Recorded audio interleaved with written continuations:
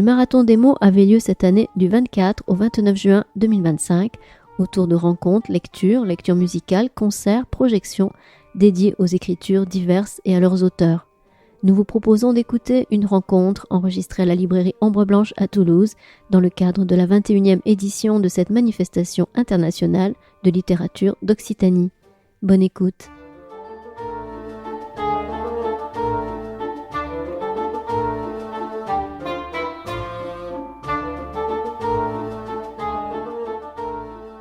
Bienvenue à toutes et à tous, bienvenue à Ombre Blanche, bienvenue au Marathon des mots et bienvenue à Déborah Lévy que nous sommes ravis de retrouver il y a 2 ans, toujours dans le cadre du Marathon des mots. J'avais eu le privilège de l'interviewer, peut-être étiez-vous par là, en compagnie de Warren Ellis. Et c'était un souvenir délicieux. Il y aura une passerelle qu'on pourra établir puisqu'il s'agit encore une fois de musique, même si là, il s'agit de musique classique dans le livre dont nous allons parler tout particulièrement, Bleu d'août. Alors je vais aller assez vite pour la présentation de Déborah Lévy parce que vous la connaissez, parce que comme ça on gagnera du temps sur ses réponses. Elle est née en Afrique du Sud, romancière, dramaturge et poétesse britannique, issue d'une famille d'intellectuels engagés. Elle a grandi dans la capitale britannique. Après une décennie consacrée au théâtre, elle s'est tournée vers la fiction en prose. Elle s'est imposée sur la scène internationale en 2011 avec Sous l'eau, finaliste du Booker Prize. Je donne les mots, les titres en français, c'est mieux pour tout le monde. Et adapté au cinéma de la même manière que Hot Milk ou alors The Man Who Threw Everything. Là, je suis désolé, mais il n'y a pas eu de traduction. Ces 3 livres ayant été finaliste du Booker Prize. Voilà.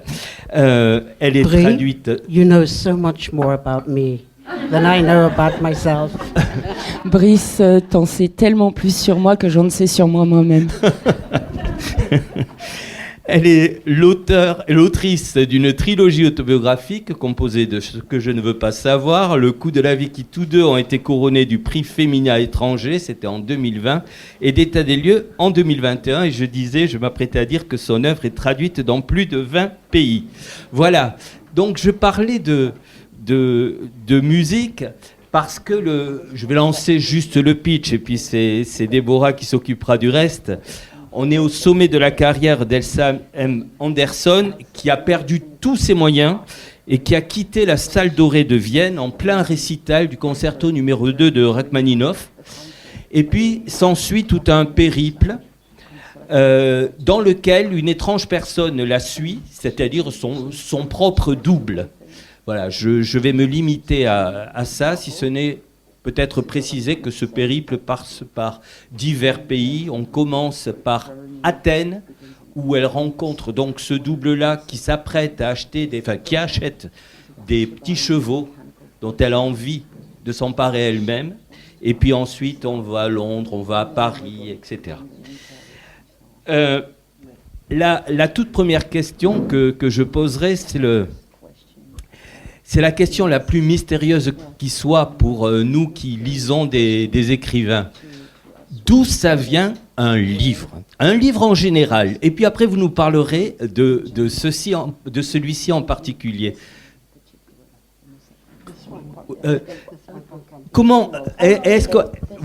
D'où vient un livre ? Quel est ce mystère ? Est-ce que vous l'avez élucidé, ce mystère ? Oh, pris. Where does a book come from? It comes from the world. It comes from the imagination. It comes from looking and listening, having conversations with other people and with oneself. And then there is that lift from life into literature, which is the hard part. Wow. Alors, d'où vient un livre? Le livre, il vient du monde, il vient de l'imagination, il vient des choses que l'on regarde, des choses que l'on écoute, il vient de conversations avec les autres et de conversations avec soi-même. Puis d'un seul coup, le livre s'élève, prend vie pour devenir de la littérature. Et ça, c'est la partie la plus difficile. J'ai écouté plusieurs interviews de vous, et dans l'une, il y a une remarque qui m'a fait réfléchir. Vous disiez, on devient plus talentueux en vieillissant. Et j'aimerais en savoir davantage sur cette réflexion. Well, I'm not so sure talented. One becomes more intense. But, you know, Brie, I don't believe that we become wiser when we are older, because I think children are very wise. So that's my answer. Mais je ne suis pas si sûre que l'on devienne en fait plus talentueux. On devient plus intense, peut-être, mais je ne crois pas que l'on devienne plus sage avec l'âge, parce que je trouve que les enfants sont pleins de sagesse. Voilà ma réponse. And animals too. Les animaux aussi. Ah oui. Les animaux, alors, c'est le genre de question que j'aurais dû vous poser à la fin. Et je n'oublie pas Bleu Doute, mais je sais aussi, grâce à ces interviews, que dans votre prochain livre, vous avez un bulldog. Vous parliez d'animaux. Oui. Vous avez un personnage chien. Yes. In my next book, which I've just finished, there is a pug, a bulldog, and this bulldog, it does not like to walk under moonlight. It prefers a cloudy sky, and it will not drink water. So, we will have to see what happens. Effectivement, mon prochain livre que je viens tout juste d'achever, il y a un carlin ou un bulldog qui refuse de marcher au clair de lune, qui préfère les cieux un peu nuageux, qui refuse de boire de l'eau, et donc nous allons voir ce qui va lui arriver. But Brie, I have a question for you. Mais Brice, moi j'ai une question pour toi aussi. How do you know about my next book? Because I have literally just put fin on the end of it. How do you know about the bulldog? Alors, comment ça se fait, Brice, que t'en saches autant sur mon prochain livre? Je viens juste d'écrire le mot « fin » dedans. Alors, comment ça se fait que tu sois au courant de cette histoire de bulldog? Parce que je la suis comme la suit son double. Oh là là! Alors justement, venons à ce double. Dans Bleu Doute, il y a effectivement le double, mais j'ai remarqué, peut-être à tort, que tout fonctionnait par deux. C'est-à-dire qu'il y a Elsa, qui, je déflore un peu, mais a un autre prénom, outre son double, mais a un autre prénom. Il y a des couples, Arthur et Andrew, Marie et Julia, d'autres. Et il y a même une personne qui est... alors, je ne sais pas comment Aurélie va traduire ça. Aurélie, que je remercie de traduire d'ailleurs. Marcus, qui utilise le pronom « yel ». Et réellement, tout est sous le signe du chiffre 2. Est-ce que c'est pour exprimer la complexité des choses? Vous semblez dubitative. J'ai dit une bêtise. I mean, okay. So the double is very interesting subject to write about. It has its place in histoire, in Gothic literature. Dostoevsky wrote about the double. But I wanted to write about the double in a different way. because in psychoanalysis, the double would be a split. So at its most basic, a bad self, a good self, fighting each other. Madame, okay? You want to say, and then I can continue? Yeah, sure. Okay. Ok. Alors, le double est un sujet quand même très intéressant, c'est sûr. C'est très intéressant d'écrire sur ce sujet-là. Il a sa place dans l'histoire, dans la littérature gothique. Dostoïevski, par exemple, a écrit sur le double. Mais moi, je voulais écrire sur le double d'une façon différente, parce qu'en psychanalyse, le double marque une espèce de rupture, de cassure. Il y a cette espèce de clivage entre son moi bon, son moi mauvais, qui sont dans un conflit permanent. Oui. Alors, Elsa est triste, est forte, est perdue. So, her double is there to give her courage. And so I'm using the double differently. It's still uncanny, it's still weird, but it's for courage. And so if we think about it, you know, when Simone de Beauvoir, she wrote in The Second Sex, be loved, be necessary, be someone. Who's she writing to? A kind of double, a braver self, to herself and to others. But because this is something maybe we can do on Lundi, be loved, be necessary, be someone. And on Wednesday, we don't feel quite like we are loved or someone or necessary. So I use the double in this way. These two voices that haunt the book. Donc Elsa est triste, est forte et perdue, et son double est là pour lui donner du courage. Donc j'utilise la figure du double un peu différemment. Bien sûr qu'il y a la dimension de l'inquiétante étrangeté, il y a toute l'étrangeté, la bizarrerie bien sûr, mais ce double est surtout là pour lui souhaiter, lui donner du bon courage. Et puis aussi quand j'y pense, Simone de Beauvoir a écrit dans le deuxième sexe, soyez aimés, soyez nécessaires, be loved, be necessary, be someone, be someone. Et donc voilà, soyez aimés, soyez nécessaires, soyez quelqu'un. Mais à qui écrit-elle à ce moment-là? Elle s'écrit à elle-même, à son moi plus courageuse encore. Elle écrit bien sûr aux autres, mais c'est aussi quelque chose de très étrange parce que c'est une chose qu'on peut faire le lundi, être aimé, être nécessaire, et puis le mardi ne plus se sentir aimé ou ne plus aimer, ne plus se sentir nécessaire. Donc c'est comme ça que j'ai utilisé, de cette façon-là que j'ai utilisé le double. Ce sont les deux voix qui tiennent tout le livre.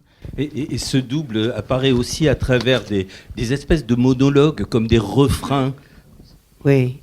So it's so they speak to each other across Europe.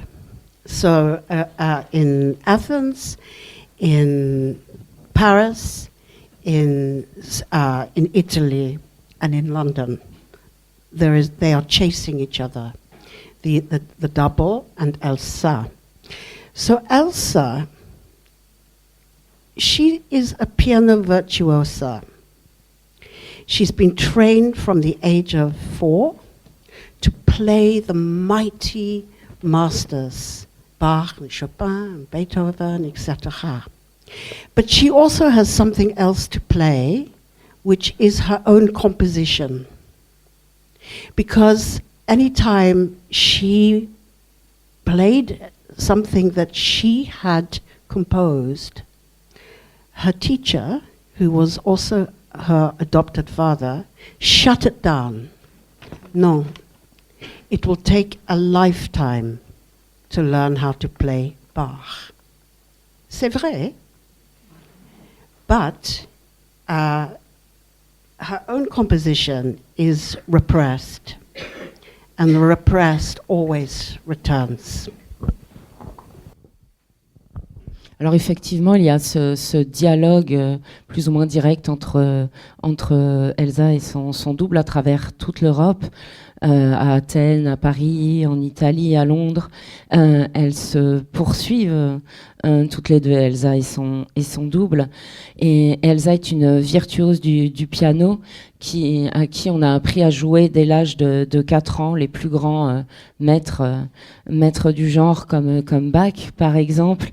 Et par contre, chaque fois qu'elle essayait de jouer ses propres compositions, son professeur l'a coupé tout net en lui disant non, il te faudra de toute façon toute ta vie pour maîtriser ces grands maîtres, ce qui est vrai, mais en même temps ses propres compositions sont sans arrêt réprimées, refoulées, et on sait bien que le refoulé revient toujours. C'est vraiment un roman, la libération d'une femme, en tout cas, la quête d'une femme, me semble-t-il. Même si tout n'est pas résolu.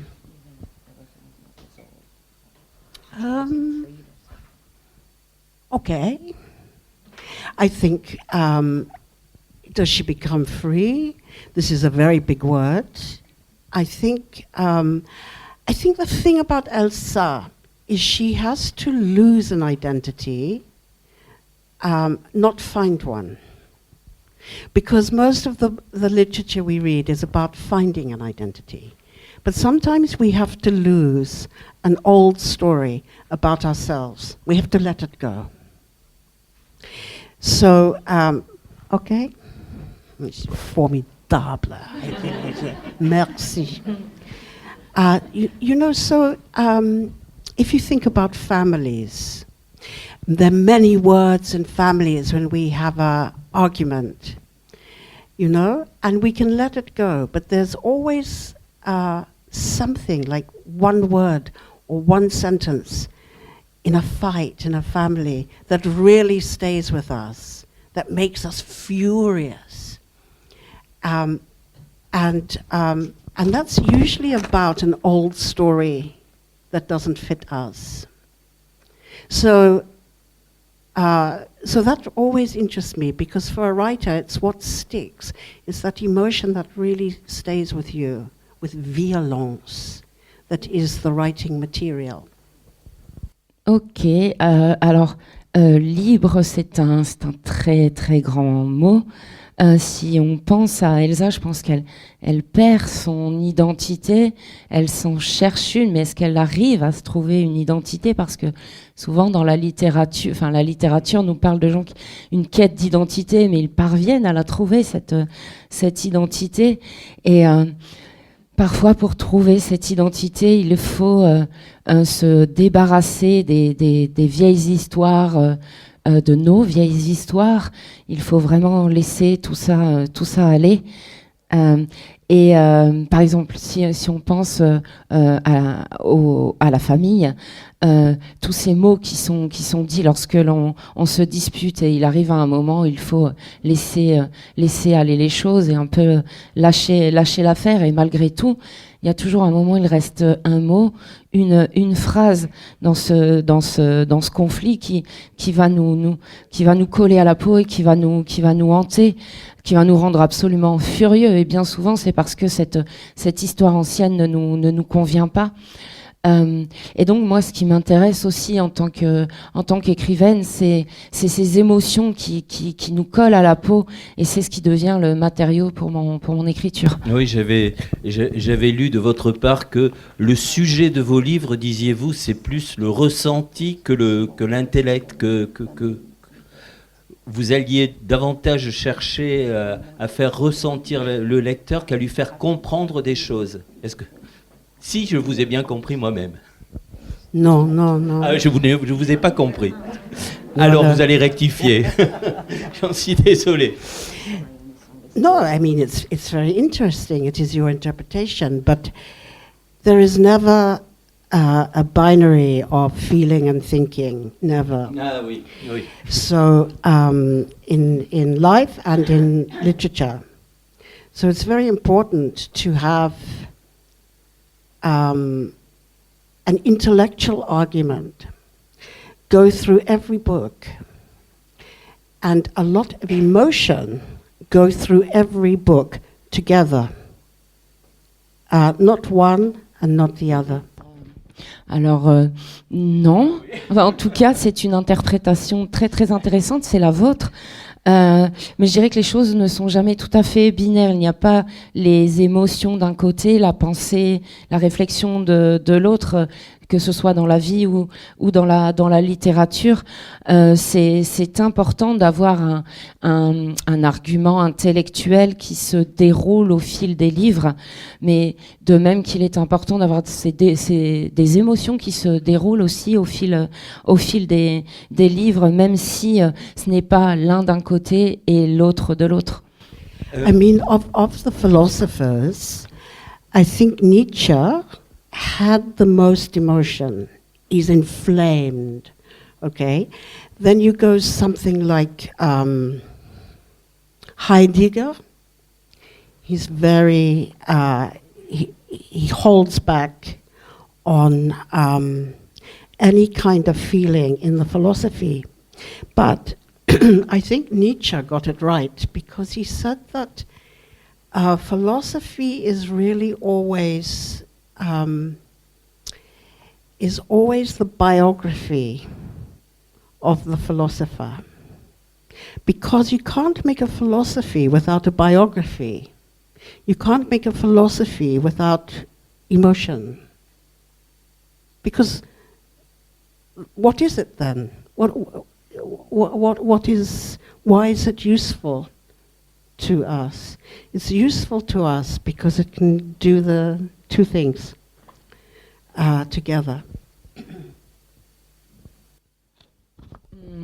Et pour faire référence à quelques philosophes, je trouve que Nietzsche est le plus émotif, émotionnel de tous. C'est quelqu'un de très enflammé, par opposition à Heidegger qui lui retient toutes ses émotions dans sa philosophie. Et je pense que c'est Nietzsche qui a raison. Il dit que la philosophie, c'est toujours une biographie du philosophe.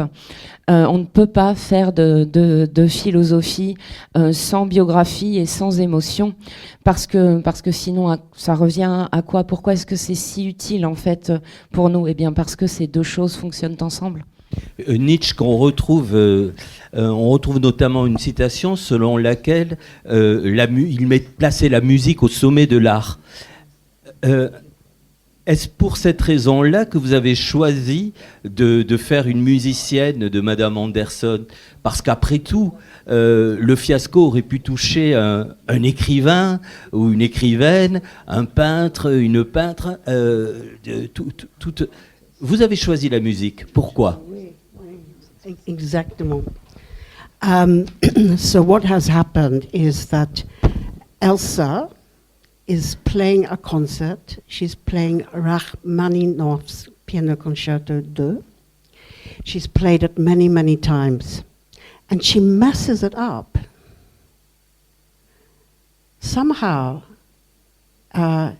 she just messes it up. I'm trying not to give too much away, spoilers. So really the book is about why. Why does that happen? And why music? Because music is a language that's so intricate, so complex. Music is also full of silence, and it's full of feeling, and it's very structured, even when it doesn't sound like it is. So I wanted her to have this merciless training of the piano virtuosa, like a ballet dancer has the same training, and to look at then how she was going to how she was going to write her own composition. What's she going to do? If she is a composer, what's she going to do with this composition inside her? So she's going to play it, and it will be called August Blue.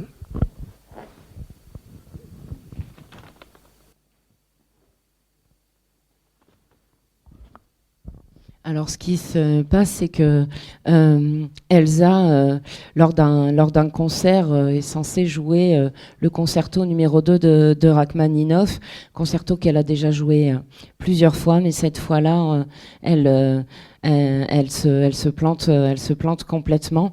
Et quelque part, ce fiasco, en fait, alors, je vais essayer de pas trop vous dévoiler de choses, mais en fait, tout le livre tourne autour de la raison pour laquelle c'est arrivé. Absolument. Puisque la musique est une langue si sophistiquée, si compliquée, pleine de silence, pleine d'émotions. C'est aussi un langage très, très structuré, même quand on a l'impression qu'elle ne l'est pas du tout. Donc, je voulais absolument qu'elle reçoive cette formation extrêmement stricte, extrêmement sévère, comme une danseuse classique.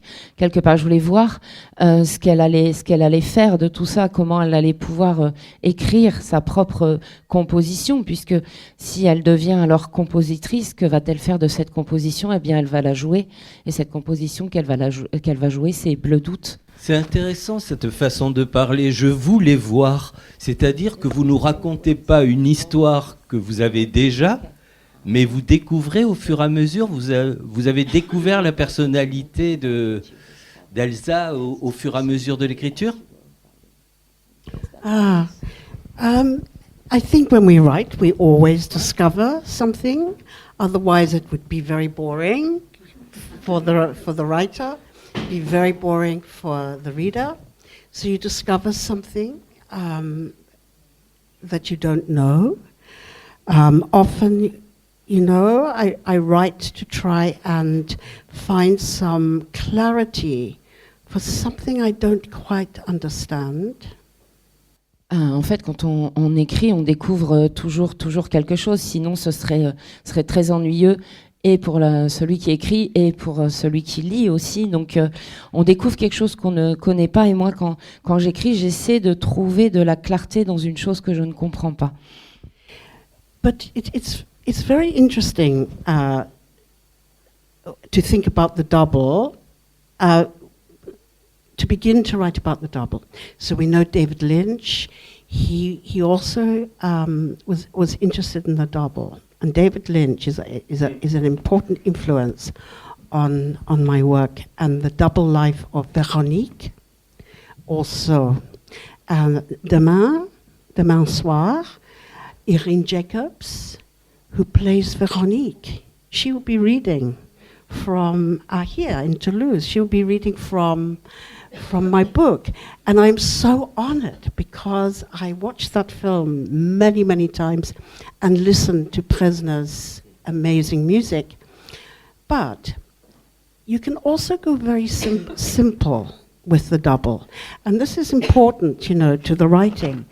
So we all made our first double as children when we put our hand on a piece of paper and we drew around it.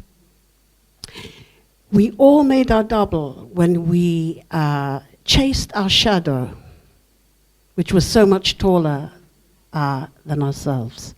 So these are very practical things. And writers are practical. You kind of think about as well as the flights that you go on with on when you write a book. The image of the double is something actually we're more familiar with than we think we are. And finally, okay. Say we are going to a party. We say, no, I don't want to go to, I've got nothing to wear. And then there's our own voice. Oh, you have. You've got a really lovely dress. No, but it's too far. No, it's only 15 minutes on the metro. Oh, I won't know anybody there. Yes, you know 2 people, you know Pierre, you know Marie. That kind of conversation that we have with ourselves, that's not the conversation. You don't have to be crazy to have that internal conversation. Is very familiar to us. So I wanted to scoop that all up for Elsa's double, and by the end of the book, they actually meet in Paris on Boulevard Saint-Germain, and maybe we can read that those 5 lines just when we end. Alors c'est intéressant de réfléchir à la figure du double, surtout quand on commence à écrire sur cette figure du double. Et en cela, David Lynch est très intéressant parce que il a énormément travaillé sur cette thématique, de même que le film La double vie de Véronique. Et d'ailleurs, je tiens à vous dire que donc demain soir, Irène Jacob va lire, qui est l'actrice qui joue Véronique, va lire des extraits de Bleu d'août ici même à Toulouse, et c'est un tel honneur pour moi parce que ce film, je l'ai regardé des tas de fois. J'adore aussi la musique de Presner. Et alors, le double, ça peut être quelque chose de très simple et qu'on connaît tous. La première relation qu'on a au double, par exemple, c'est quand on est enfant et qu'on s'amuse à dessiner les contours de notre main après l'avoir posé sur le papier, ou quand on s'amuse à pourchasser notre ombre qui est tellement plus grande que nous. Donc tout ça, ce sont des choses assez pragmatiques, mais les écrivains sont des personnes très très pragmatiques, et quand on commence comme ça ce voyage dans l'écriture et que on pense à la figure du double, en fait on se rend compte que c'est quelque chose qui nous est bien plus familier qu'on pourrait l'imaginer. Et finalement aussi, par exemple, imaginons qu'on doit aller à une soirée, et puis il y a notre petite voix qui fait, enfin on se dit oh non, j'ai rien à me mettre, et puis il y a cette petite voix intérieure qui va nous dire mais si, regarde, t'as cette super jolie robe. Et puis là on se dit non, c'est trop loin, et cette petite voix qui va dire mais non, regarde, il y a que 15 minutes de trajet en métro. Et puis on se dit oh mais je connais personne, et là cette petite voix qui va faire mais si, il y a au moins 2 personnes que tu connais. Donc on a tous ces espèces de petites conversations intérieures. Enfin, c'est pas être fou que d'avoir ces conversations-là, ça nous arrive à tous. C'est quelque chose qui nous est très familier. Donc moi, c'est ça que je voulais attraper, ramasser et mettre en mots pour le double d'Elsa. Et d'ailleurs, vers la fin du livre, les deux femmes se rencontrent à Paris, boulevard Saint-Germain. Et j'aimerais d'ailleurs, si on a le temps, qu'on lise 5 petites lignes à la fin de la rencontre. Eh ben, vous savez, on n'est pas obligé d'attendre la fin de la rencontre. Oh, d'accord. I mean, I was just thinking that a translator is a kind of double.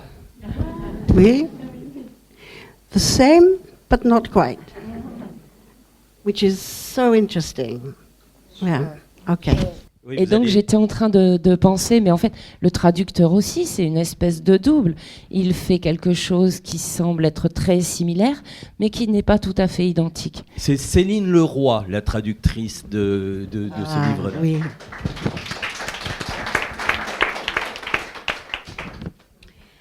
I worship at Celine's feet. So this is the end of towards the end of the book. And Elsa and her double, they meet. And this is Elsa speaking. We agreed that whatever happened next in the world, we would still rub conditioner into our hair after we washed it and comb it through to the ends. We would soften our lips with balm, and though we would be interested to see a wolf perched on a lonely mountain, we liked our household animals to portray their savage nature and live with us in our reality, which was not theirs. They would lie in our laps and let us stroke them through waves of virus, wars, drought and floods, and we would try not to transmit our fear to them.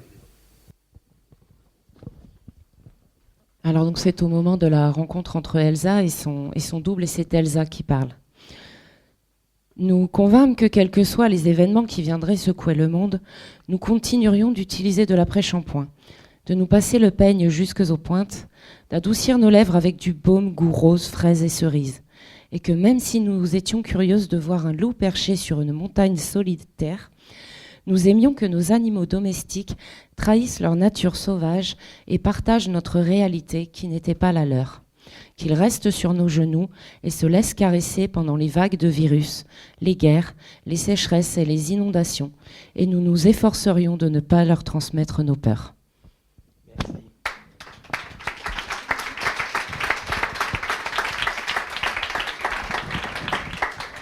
Qu'est-ce que vous ressentez, Déborah, quand vous lisez votre texte?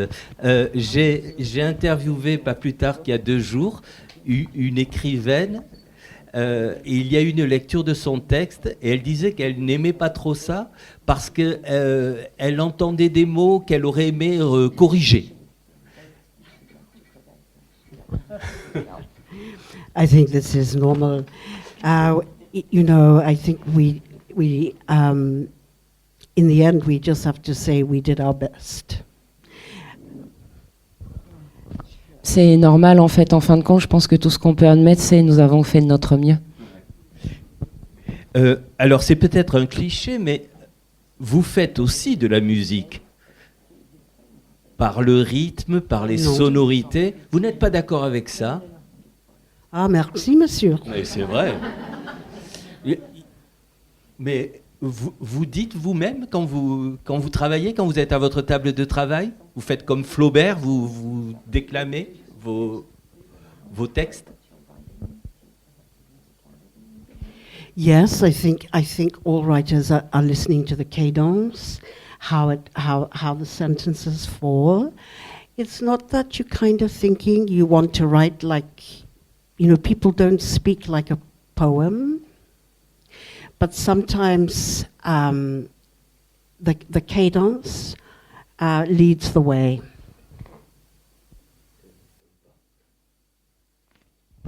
Alors merci beaucoup. Oui, je pense que tous les écrivains le font plus ou moins. On se lit à voix haute pour avoir la cadence, pour sentir comment la phrase tombe. Et bien sûr, les gens ne parlent pas comme un poème, donc mais bon, en tout cas, souvent c'est effectivement la musique qui mène la danse. C'est le cas de le dire. Et alors, bien évidemment, on a 3/4 d'heure. Ensuite, vous poserez les questions et il y aura la séance de dédicace. Il est très difficile d'évoquer tous les thèmes d'un livre d'une telle richesse. Il y a beaucoup de personnages secondaires. J'aurais pu l'interroger sur l'humour, sur la superposition des temps, par exemple. Sur le rapport à la mer, vous avez vu, si vous avez déjà lu, ou vous découvrirez tous ces thèmes-là. Allez, du coup, j'en perds ma question, moi. Oui, si, voilà. C'est que je voulais préciser que cette Madame Anderson, donc musicienne prodige, se retrouve à faire des cours, à donner des cours. Et elle a 2 élèves, un qui s'appelle Marcus, non-binaire, et une élève qui s'appelle Aimée. Et j'aurais bien aimé que Déborah nous parle de ces élèves-là, comment elle les a imaginés et en quoi ils sont importants aux yeux de Madame Anderson, d'Elsa. Ah oui. I won't answer that in full because it's to discover in the book. But it's very important how Elsa teaches, because she had her own teacher was very brutal. So how is she going to teach? Who has she learned from? So Elsa has, if you like, she's very rigorous, but she has a much more humane, less brutal way of teaching. And then I wanted 2 children, one of 12, one of or 11 and one of 15 Emmy, to have real problems in life, and and Elsa picks up. Elsa has some problems too, so she picks up some of these problems. And these two kids, they really play her. They don't just play their instruments, they play her, they test her. And they were very, very enjoyable to write.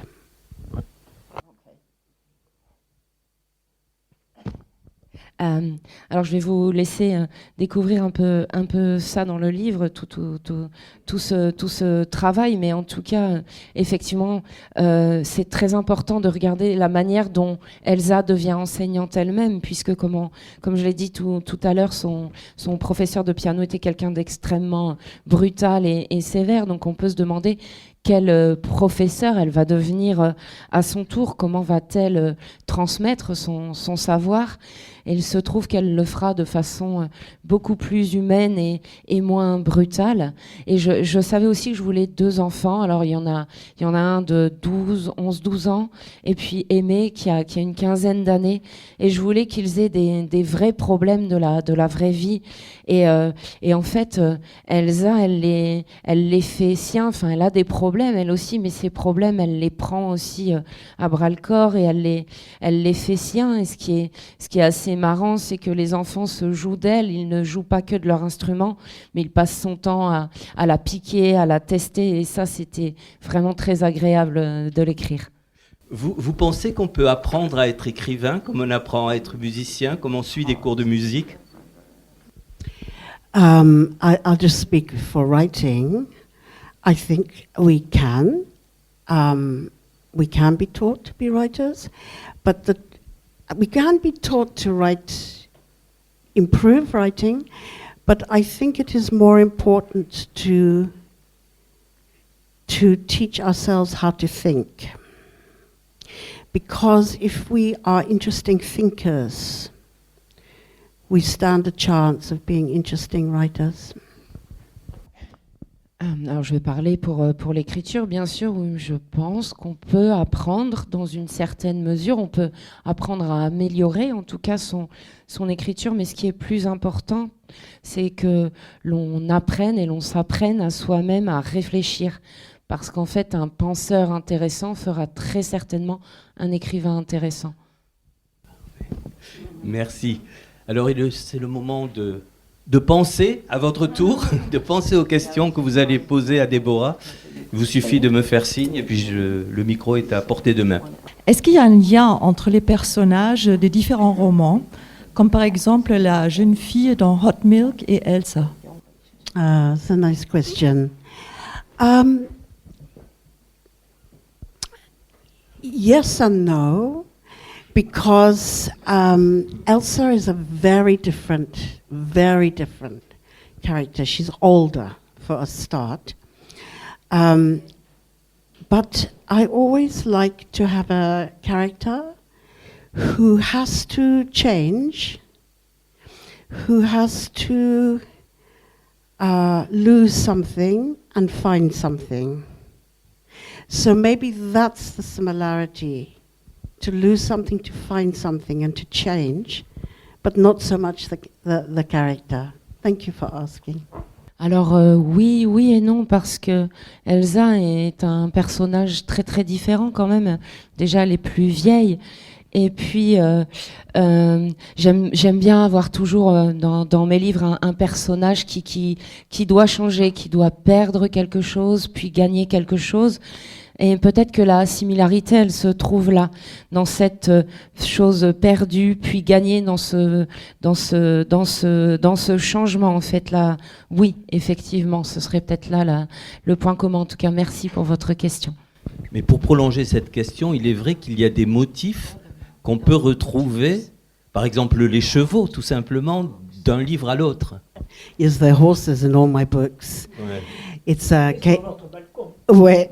I mean, it's a case for Dr. Freud. I don't know why. Je ne sais pas. Vous ne savez pas pourquoi. Donc il y a des chevaux partout, même sur le balcon. Je sais pas pourquoi, je sais pas. Comment formuler ça? Je me demandais si vous vous souvenez à chaque début de roman que vous avez écrit, si vous vous êtes dit là c'est le bon moment pour l'écrire. Avant c'était trop tôt, mais là c'est le bon moment, je sais comment le commencer. Are you writing a novel? Est-ce que vous écrivez un roman vous-même? Il a dit oui. What page are you on? Vous en êtes où à peu près? Oui. For myself, I tend to think a lot about a novel before I write. And I make notes. I have a notebook. And I note things, very ordinary things and very extraordinary things together. And I think about it all the time, you know. Just before I'm about to start page 1, really when I'm crossing a road, it's very dangerous because I'm not paying attention. Maybe the day before, my head is full of something else. And then somehow the time is right. I think the unconscious is ready, and the conscious has all the material, and then there is that moment you write the first sentence, and that's the most exciting part of writing, that first sentence and that first page. And you begin to hear the mood and the tone of it. You think, okay. Alors moi j'ai tendance à vraiment beaucoup réfléchir avant de commencer à écrire un roman. Je prends beaucoup de notes, j'ai un petit carnet où je note plein de choses, des choses très ordinaires, d'autres plus extraordinaires. Et tout ça est un peu compilé dans ce carnet, mais en tout cas j'y pense sans arrêt. Avant même, d'ailleurs juste avant que j'écrive la première page, c'est extrêmement dangereux pour moi de traverser la rue parce qu'en fait mon attention est complètement accaparée par mon roman. Et effectivement, la veille de me mettre à écrire, j'ai la tête complètement pleine à craquer de toutes ces choses. Et puis, tout d'un coup, je sens que c'est le bon moment. D'une façon ou d'une autre, c'est un peu comme si l'inconscient se sentait prêt et la conscience avait tout le matériau en fait à disposition. Et puis je me mets à écrire la première phrase, ce qui est quand même une des choses les plus excitantes en fait, les plus enthousiasmantes dans l'écriture, cette première phrase, cette première page. Puis on commence à sentir un petit peu l'état d'esprit, le ton du roman, et là on se dit ok. Bonjour. Bonjour. Je voulais vous dire que je ne vous connais pas, que je n'ai jamais rien lu de vous et que j'espère bien qu'à l'avenir, je vais réparer cela. Je voulais vous dire la deuxième chose, c'est que je suis une très modeste autrice et que je suis entièrement d'accord avec vous sur toute la dernière partie de ce que vous venez de dire. Surtout par rapport au fait que je risque de me faire écraser autant que vous et que je vous demande, est-ce que vous pensez que c'est le même processus, qu'on soit une grande autrice comme vous, j'ai compris que vous étiez une grande autrice, et que je sois une très modeste autrice. Est-ce que c'est les mêmes processus? Oui, merci. Yes, I think it's the same. You know, even if you have written I've written a lot of books, but every new book feels like you are starting again. So although there is skill and there is technique and all of those things, there is this feeling that you are that you are at the beginning of something new, because otherwise, why would you write? You just think, oh yeah, I have some techniques, I have some skills, I'm just going to now begin the next one. They're not so important as what you do with them. So every book is like being a beginner all over again. C'est prévu.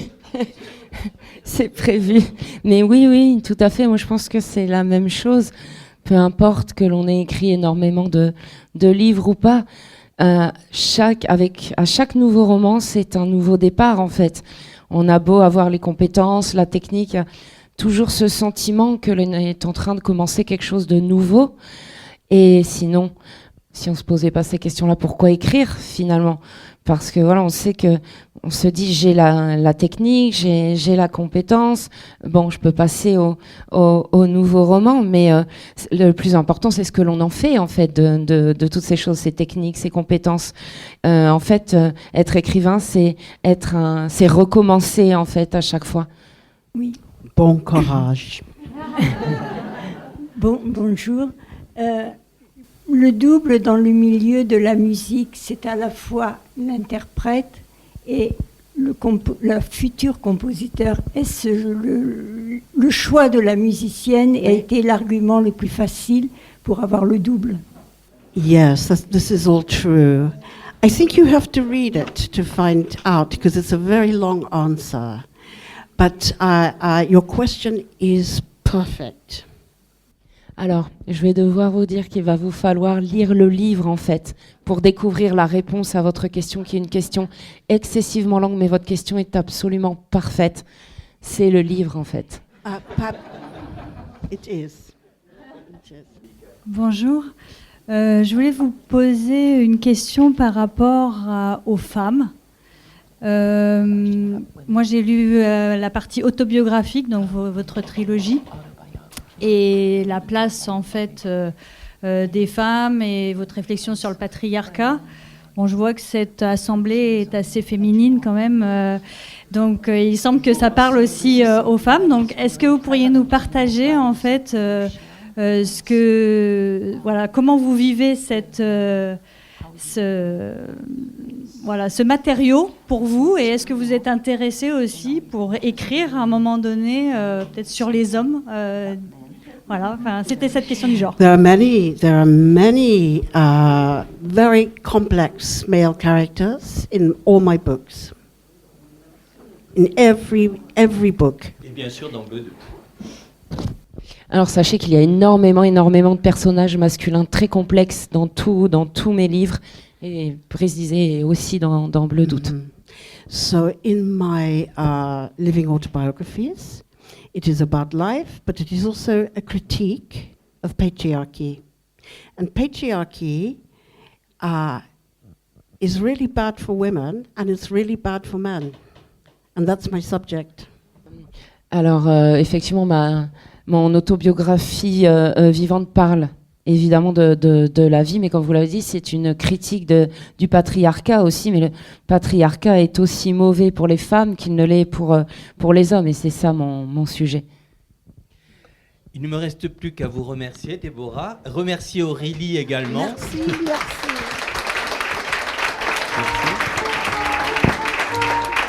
Merci vraiment beaucoup. Vous avez pu écouter une rencontre enregistrée à la librairie Ombre Blanche dans le cadre de la 21e édition du Marathon des mots qui se tenait du 24 au 29 juin 2025. Réalisation et mise en onde Radio en partenariat avec Radio Plus et Radio Terre.